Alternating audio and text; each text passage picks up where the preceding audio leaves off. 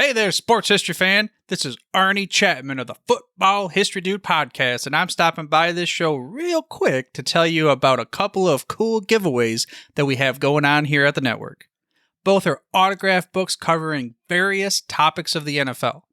The first is The Point After: How One Resilient Kicker Learned There Is More to Life Than the NFL by ex-NFL kicker Sean Conley. It goes over his unique experience as a walk-on kicker at the University of Pitt after never playing high school football. And then it gets into some of his time playing for NFL teams and so much more beyond the gridiron. The other is from author Kevin Bryant. His book is titled Spies on the Sidelines: The High-Stakes World of NFL Espionage. This book started as a curiosity, kind of a passion project to understand everything revolving around, well, Spygate. But this put Kevin down a rabbit hole learning about all sorts of espionage that has occurred throughout the history of the NFL. Both permissible and often the illicit techniques of gathering intel to try to impact the outcome of the game. To sign up for your chance to win an autographed copy of one of these books, all you gotta do is head over to sportshistorynetwork.com/giveaways and sign up. That's sportshistorynetwork.com/giveaways. Again, check out all the other podcasts that we have in the Sports History Network as well. But now, back to your regularly scheduled journey to the sports history timeline. We're going to talk about a specially gifted player today, back from the 1950s, early 60s, that had some really great skill sets and individual talent that changed the game a little bit, made it exciting, made some great plays. R.C. Owens is our topic. More on him coming up in just a moment. This is the Pigskin Daily History Dispatch, a podcast that covers the anniversaries of American football events throughout history on a day-to-day basis. Your host, Darren Hayes, is podcasting from America's North Shore to bring you the memories of the gridiron, one day at a time. So as we come out of the tunnel of the Sports History Network, let's take the field and go no huddle through the portal of positive gridiron history with pigskindispatch.com. This podcast is part of the Sports History Network, your headquarters for the yesteryear of your favorite sport. You can learn more at sportshistorynetwork.com. Hello, my football friends. This is Darren Hayes of pigskindispatch.com. Welcome once again to the Pigpen, your portal to positive football history. And we're going to go back into the mid-1950s and talk about a player that had a very special skill set. R.C. Owens was his name. And he was just a great player. And we're going to get into a little bit of his history. In our modern era, football has seen some pretty remarkable transitions of basketball stars becoming gridiron producers. Antonio Gates and Tony Gonzalez come to mind right away as some tight ends that use their athletic ability on the basketball court to haul down passes just like they would haul down rebounds. And however, back in the 1950s, we had a guy named R.C. Owen who played alongside an NBA legend, Elvin Baylor, at the college level. Yes, Owen was a two-sport star, basketball and football, as he could jump with the best of them at either sport. This amazing jumping ability earned him a 14th round selection in the 1956 NFL Draft. And I will mention that he and Baylor both attended the College of Idaho, where they played basketball together, and Owen also played football.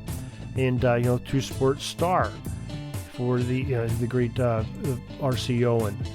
And he, like we said, he was drafted by the San Francisco 49ers, and he would be thought that a rookie would not have a snowball's chance in the Sahara of making a team of the San Francisco 49ers in 1956, because they had the likes of Gordon Solto and Hugh McElhaney and Billy Wilson and Cloyd Connor already on the roster, great receivers in their own right. But with the exhibition game, where RC hauled in 3 passes for 109 yards against the Chicago Cardinals that preseason, including a desperation pass from quarterback Y.A. Tittle that Owen bounded over a group of defenders for the Cardinals and took in for a touchdown. Well, the Niners brass wisely saw fit to put RC on their roster. They didn't want him to get out of town. The pairing of RC and Y.A. Tittle would combine to many more alley-oop plays in their time with San Francisco that brought the Niners nation to its feet. On one of the more famous plays from the duel, they would throw the ball high into the air on this alley-oop play in the end zone, and Owen would use his superior leaping ability to outjump any opponents and grab it for the score. You know, he had the long arms and the great jumping ability, and fans in the Bay Area used his skill set to this unique man for many other advantages as well. The coaches did. One time, RC blocked a field goal by leaping up at the crossbar and knocking it down. That feat didn't go unnoticed in New York, though, as the very next season, goaltending was made illegal in the National Football League. Yeah, you can't jump up and break down by the goalpost on a low kick and block it down by the goalpost. So that goaltending, just like in basketball. Now, just unbelievable that he was able to do that. That's 10 foot off the ground, folks, and just like a basketball rim, and he was able to deflect that kick from going in. When you have a special talented athlete like Mr. Owens with exceptional abilities, sometimes the rules of the game change to try and level the playing field of this great individual, R.C. Owen. Now, just looking at some of his stats, he played a total of 8 years in the NFL, 5 with San Francisco, 2 years with the Baltimore Colts in 1962 and 1963, and then he played with the New York Giants in 1964. And he ended up having 22 touchdowns, 3,285 yards receiving, 206 receptions. That doesn't sound like a lot, but think about that era of football. It was running the ball, and the passing game was not as prevalent as it is today. But they had a good quarterback, Y.A. Tittle. He's one of the best of all ages. He got to play a few seasons with Y.A. Tittle. So just wanted to bring some light on to a player that maybe has been forgotten, but we haven't forgotten him here. R.C. Owens, our player of the day, and somebody that should be remembered and reflected upon. College of Idaho, San Francisco 49ers, Baltimore Colts, New York Giants. Hope you enjoyed this little bit of history, reflecting on one of the great players of the game and showing some remembrance. We do this, quite often. We're doing it 4 or 5 times a week on the podcast. We have videos coming out, and we have an article every single day, usually a couple of them on pigskindispatch.com. You can also find more sports history on our sister website, jerseydispatch.com. We also try to put that podcast, The Sports Break by Jersey Dispatch, Sports Jersey Dispatch, on this same listening pleasure that you're pulling in for your podcast providers, and I hope you're enjoying that as well as we talk about all sports.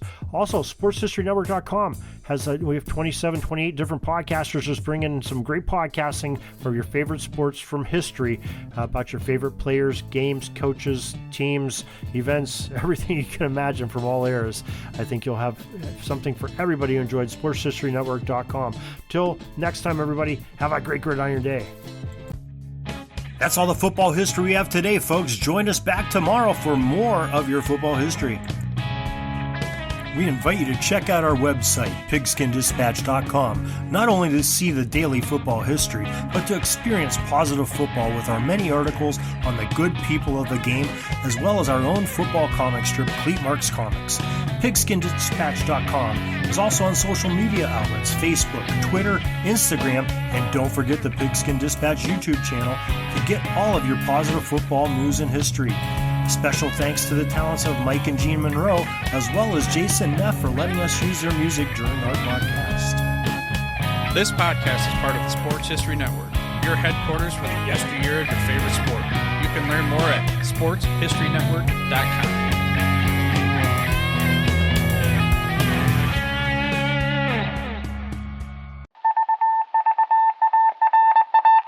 It was just another ordinary day in the offices of the Pittsburgh Guardian newspaper circa 1924. But for Marla Delft, assistant editor, everything was about to change. For she was about to discover the awesome attractiveness of Row 1 brand retro sports paraphernalia items thanks to Orville Mulligan, sports writer. And there it is. Wow, Orville, that's really the bee's knees. Isn't it just? A poster-sized replica of the actual 1909 World Series program cover. I can see that. But where did you get it? And where'd you get it framed?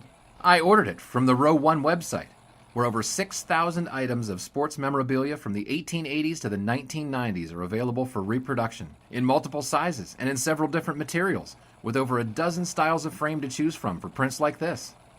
Well, I'm sure Mr. Delft would love to put up more of these in the office. But I'm equally as sure they're beyond this newspaper's budget. Not at all, my dear Marla. See for yourself. Go to sportshistorynetwork.com/row1.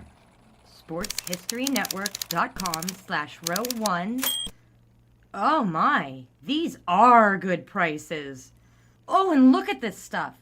Oklahoma-Nebraska football, college basketball art, Michael Jordan items. And so it retro was that sports Marla Delft advertisement discovered the placards. splendiferous magic of Row 1 sports memorabilia, arts, and prints. You can too by visiting sportshistorynetwork.com/row1. That's ROW1 today for access to the full Row 1 catalog of gallery prints and gifts like t-shirts, long-sleeve shirts, telephone cases, coffee mugs, blankets, pillows, towels, and even shower curtains. Act today for 15% discount off all prints with coupon code SHN15 and 20% off all other items with coupon code SHN20 at checkout. And keep your dial locked to the Sports History Network for the exciting chronicles of the 1920 sports world in Orville Mulligan, Sports Writer. Coming soon.